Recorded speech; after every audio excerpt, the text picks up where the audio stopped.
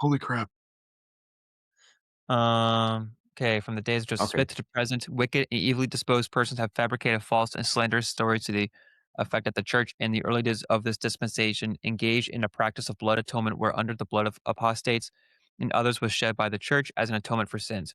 These claims are false and were known by their originators to be false. There is not one historical instance. So this is the opening paragraph. So the very thing we just read. Mhm. The true doctrine.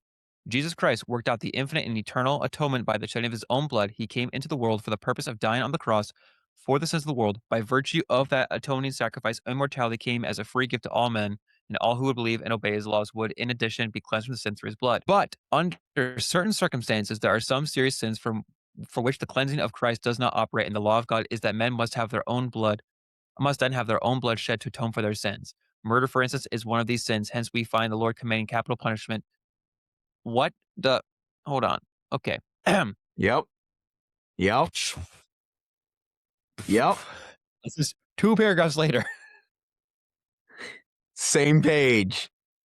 No. Same freaking page. Wickedly, evilly Claims are disposed persons false have and were known by fabricated their false. originators to be false. There is not one historical instance of so-called blood atonement in this dispensation. Okay, fair enough.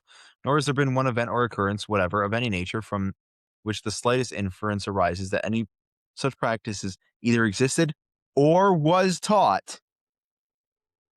And then, what is it, 3 paragraphs later, he teaches it.